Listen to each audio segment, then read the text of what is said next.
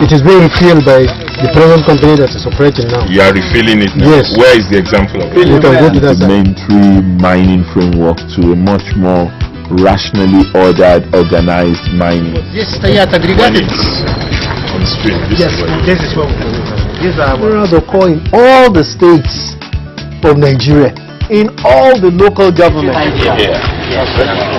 That's a very powerful analogy. Yes, We had a big job in our hands. We must increase the level of beneficiation and processing locally.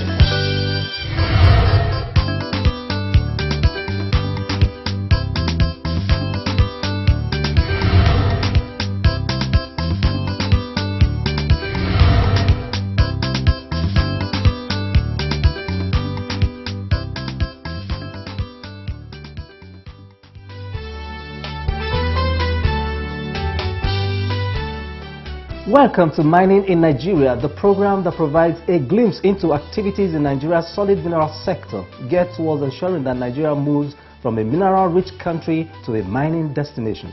Last week, we took a look at the gemstone business in Nigeria by highlighting the potentials and challenges. Today, the focus is on dimension stones as we take a trip down the entire process from quarry to market. It is an interesting journey, but first, we will see what the Ministry of Mines and Steel Development has been doing in recent times. I am Gabriel Ujile. The environment is where society lives. Destroy it, destroy society. Illegal mining destroys the environment through ecological disturbance, destruction of natural flora and fauna, pollution of air, land and water, instability of soil and rock masses, landscape degradation and radiation hazards, waste of arable land, economic crops and trees, causing socio-environment problems. Stop illegal mining, protect the environment, preserve our society. Welcome back. Now a look at highlights of events in the diary of the Federal Ministry of Mines and Steel Development.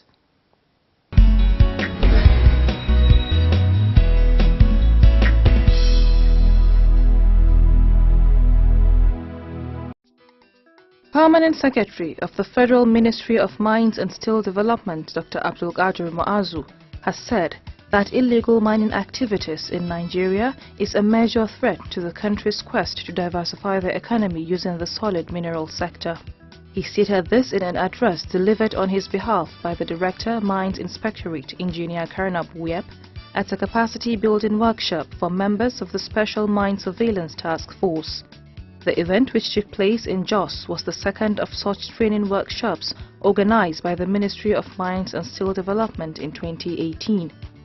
Dr. Muazu said the activities of illegal miners have become worrisome to the federal government, charging members of the task force to take advantage of the training which will equip them for the challenge of addressing the problem. Mr. President has expressed concern over the alarming rates the illegal mining has posed against its government effort in diversifying the economy from oil to solid mineral sector. This menace of illegal mining was and is not attracting investment for sustainable development in the sector, but rather discouraging investment, hence must be addressed quickly. It is my belief and hope that at the end of this workshop, the knowledge and skill gained by participants will equip them for proper mine steel monitoring and surveillance. The week-long training was facilitated by experts drawn from several walks of life. And then, when you are given an exploration license and you are using it to mine, you are asked to search for it, make a report back to the establishment of the mine cadastral office, which is the first point of call of any international investor. The first phase of the workshop for the Special Mine Surveillance Task Force held in January 2018, with participants drawn from the Police Force, Nigerian Security and Civil Defense Corps, Nigerian Customs Service and several other security agencies.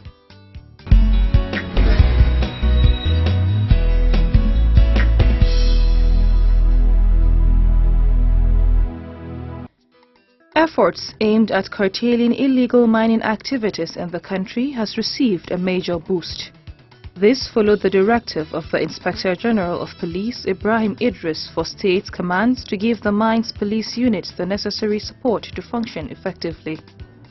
This was disclosed by the Mines Police Commissioner, DCP Tunde Mobayo, during an interview recently. DCP Mobayo lauded the directive, stating that it will make their work more efficient as the unit attached to the ministry cannot be everywhere at the same time. And how we operate is this: because Nigeria is so vast, our presence in all the states of the Federation, including Abuja, might not be very, very effective. So what Inspector General of Police has approved and said should be done is this. At headquarters, we have the Mine Police with all departments here. That is administration, investigation, and the prosecution at the mines headquarters. But if we have to carry out operations outside the states, anywhere in the country, we are now, IG has approved, we should meet the Commissioner of Police of such a state. So they will now give us the manpower we need to effectively work with the staff of the ministry in that state. He stressed that this collaboration with police divisions across the country has led to several successful operations. A very good example is that of recent in Taraba State. There was one man there who has a license to carry out his activities, but this gentleman was being disturbed by so many illegal miners. Taraba is very far away from Abuja. I may not be able to, it would be practically impossible to carry policemen here from the ministry to Taraba State and station them there, that they should be working there. In case there's another place, another problem in another state, am I going to move another people here to that place? So what I just deeply did because of Inspector General of Police assistance was that I got in touch with the Command Commissioner of Police that this area we have problem there. So with Inspector General of Police approval, he now directs the Commissioner of Police in Taraba State to deploy men to assist in covering the area. While also commending the work of the leadership of the ministry, especially with regards to provision of surveillance vehicles for their operations and capacity building, he called for speedy prosecution of offenders. What we need to do now that is very important and urgent is, you know, we have so many laws against illegal miners. If those offenses, if those people that commit those offenses, offenses are not properly brought to book, they will not deter others. As soon as we get them, we arraign them in the court. They should be able to dispense their case as soon as possible. Then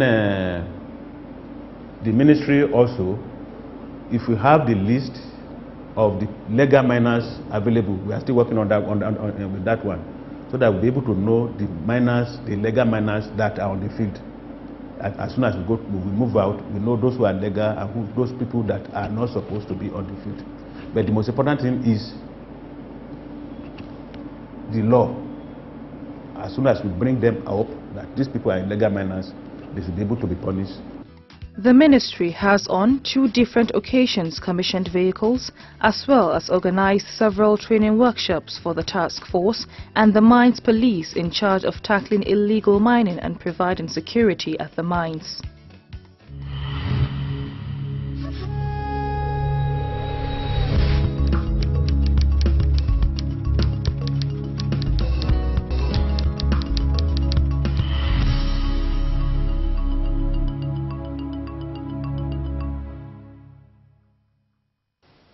Securing the mines and tackling the menace of illegal mining is crucial to growing the solid mineral sector. However, if the potentials in the sector are not properly harnessed by legitimate miners, only a fraction of the revenue projections can be achieved. This leads us to take a look at the potentials of dimension stones and the vast opportunities in Nigeria.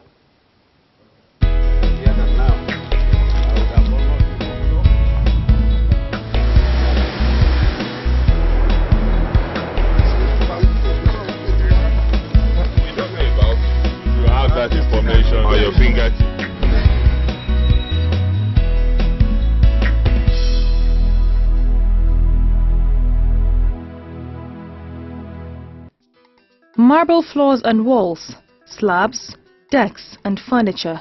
These are examples of what stones can be used for. The annual domestic need for marble and granite products in Nigeria is about 5 million square meters. Despite this huge market, local annual production has not gone beyond 200,000 square meters. This huge deficit has not resulted from a lack of raw materials.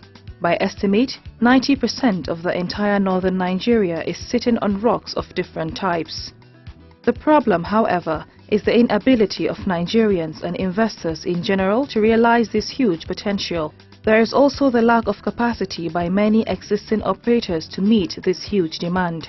In the midst of all these, there are a few Nigerians who are blazing the trail in dimension stones and doing what many have thought impossible. One of such trailblazers is Makoji Aduku, Managing Director of OFL Marble and Granite. In partnership with 3 other firms, OFL has, in the last 5 years, built a leading brand in the dimension stones industry. We currently have 3 factories. One is located in Lokoja in Kogi State. One is located in this location in Nasarawa State, Karu. The third one is located in Afo. Afo is in Ondo State. That was commissioned in February 2018. However, we have close to 88 quarries that supply feedstock materials to these quarries like the one we went to today. OFL's mega factory in Nasarawa State is fed by a number of quarries also owned and operated by the company. OFL is engaged in the entire value chain of dimension stones. This process begins at the quarry where the stones are mined using mechanized methods, cut into large stone bars using a gang saw machine, lifted to the factory where they are processed into different finished products before they are taken to the market or end users. Processing involves a number of activities as well.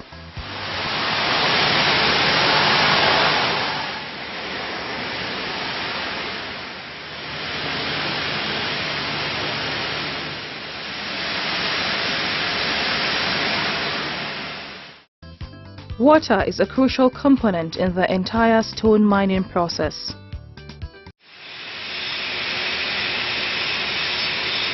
The complete process. Yeah. We start without taking it on out. For a business that employs hundreds in direct employment and probably thousands in indirect employment, the challenges are huge. The Nigerian business environment has peculiarities, because you are dealing in environments where infrastructures are very poor, especially electricity. In each of the factory, we need between 1.5 to 2 megawatts of electricity to run factories. We just have to generate this electricity with diesel when it's available. So cost of production is relatively very high. All the equipment we use are imported. The same thing will be for the spare parts too. But those are the challenges. The upside really is that the market is here. Nigerians need a large volume of granite and marble products for their houses and their infrastructures. The dimension stones industry is evidently very lucrative considering the availability of a large market. Why then is there a shortage of investors to make up for the huge production deficit? Return on investment is possibly very slow, but if you stay for a long run, you will do, don't worry, if you stay for a long run, you do good business. So the business is dependent on people that can stay for a very long term. It's not a short-term business. So it's a relatively long cycle to make profit, but you will return on investment in 3 to 4 years. Processing marble and granite requires high technology. As Aduku has said, both the machines and the parts like the type used by OFL are not yet available in Nigeria. The resultant effect is the need for expatriates who would man these machines and carry out certain supervisory roles. OFL's plant manager Ryan Shuai is an expatriate. I have been in Nigeria almost 5 years. For here, you know, before we come here, maybe it's because of there is opportunity in Nigeria.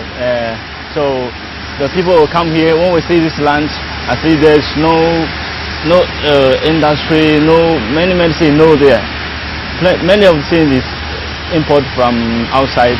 So now we see there is opportunities to the industry to manufacture products here. But just how many experts work at OFL and what roles exactly do they play? I'm the one to manage the company, the factory. You know, Chinese people, we have experience for machine, for management, and everything. This is what we do. We bring machine here, and we run the machine. We operate and teach the local people to use the machine here. Like all of our workers here before, most of them maybe they are farmers. So they are farmers that just come here. They know training, no schooling, and no any experience at all. And then it's very difficult to let them to learn to know how to operate the machine, to know what is management, to know what is company rules, and everything is difficult. This situation is quite worrisome.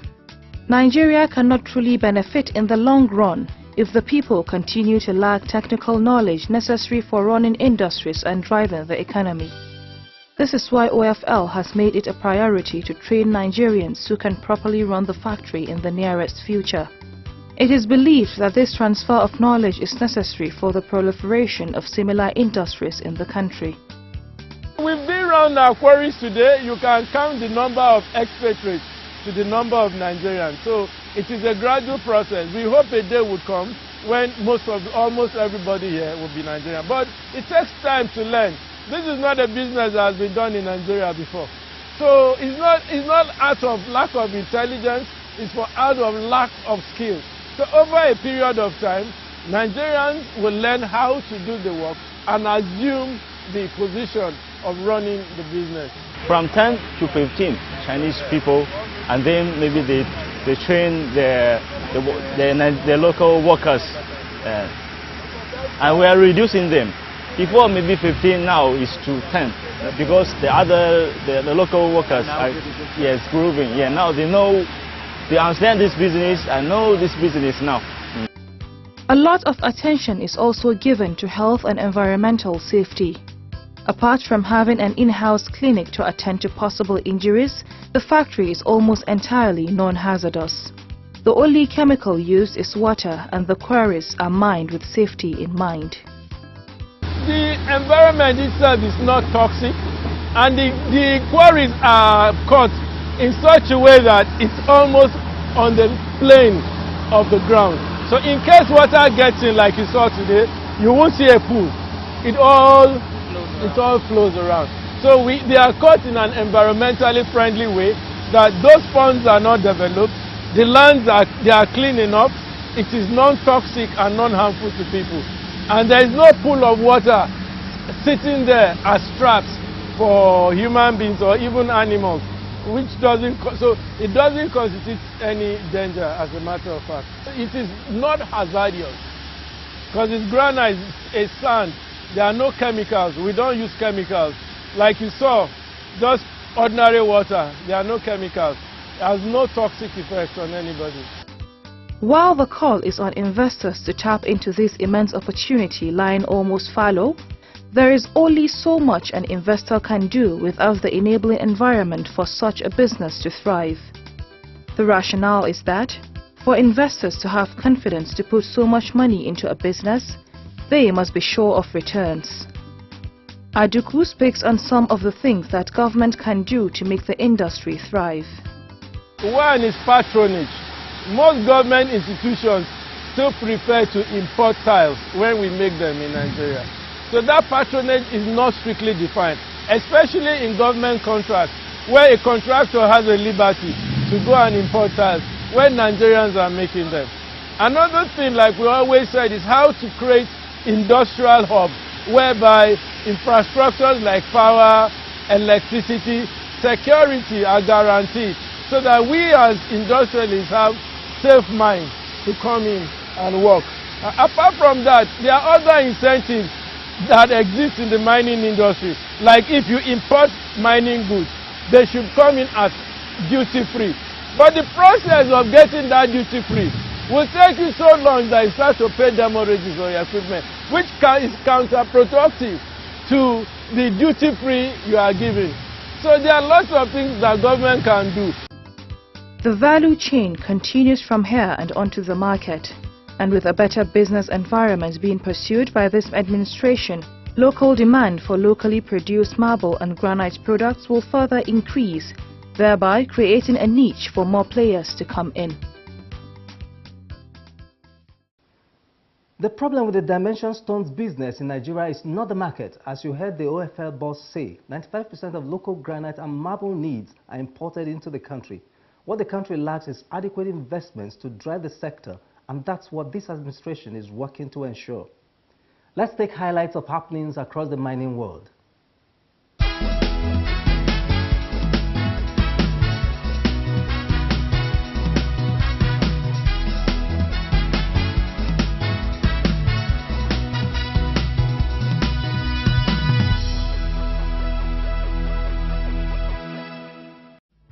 Canada's Eldorado Gold has won a key battle in its ongoing row with Greece after an arbitration panel ruled in favor of the company's plans to build a plant for treating concentrates from the Olympians and Scoris projects in the country's north. The panel's verdict rejects the Greek government's motion that the company violates its contractual obligations by submitting a deficient plan for the Madiam Lakos metallurgy plant. Authorities had also urged that Eldorado breached the 2003 contract by which its subsidiary, Hilas Gold, acquired the Cassandra assets, Olympias, Scoris and Stratoni in the company's Hakiditke region. OZ Minerals said it has received approval from the South Australian government to go ahead with the next phase of development of its about $704 million Capatina copper-gold project. The Mining Lease and Environmental Protection and Biodiversity and Conservation Act, APBC, allows OZ Minerals to start Phase 2 of construction at the project this month. It is one of the largest mines currently being developed in Australia and is expected to generate about 1,000 jobs. A new gold mine in Ivory Coast, Perseus, has announced that the ramp-up of operations at its Sisingwe gold mine has been completed ahead of schedule and has entered commercial production. Perseus said that gold recovery rates, grade reconciliation and mining rates exceed the criteria that management had established to define commercial production. This means that Sisingwe was cash flow positive by 31st March 2018. Located at North Côte d'Ivoire, Sisingwe is estimated to produce 358,000 ounces over the 5-year life of the mine, including 30,000 annually for the first 3¼ years and around 7,000 ounces each year throughout its lifespan. A British mining company, Silver Bear Resources, has announced that its Magnazieski project in Russia is nearly complete and plans to go forward with a first silver production early in the second quarter of 2018 are on track. The company said that in preparation for the commencement of work at the mine, early-stage commissioning has produced silver powder production through the plant. The London-based firm plans to target new areas of significance to grow the project resources for the remaining of the year. It also plans to look for potential of developing other resources into producing operations. Mining companies across the world saw its shares plummet, along with metal prices on Wednesday as trade tensions rise between the United States and China escalated, with Beijing hitting back at Trump's plan to impose $50 billion in tariffs to goods from the Asian superpower. The escalating trade tension between the two world's largest economies led to a sharp sell-off in global stock markets and commodities. Turning the tides in the mining industry requires the legitimate participation of investors. Stakeholders in this sector have said time and again that the mining industry is private sector driven and can only be developed when enabling laws, regulatory framework and the right business environment are supported by adequate investment. Make it a date with us same time next week. Enjoy the rest of your day.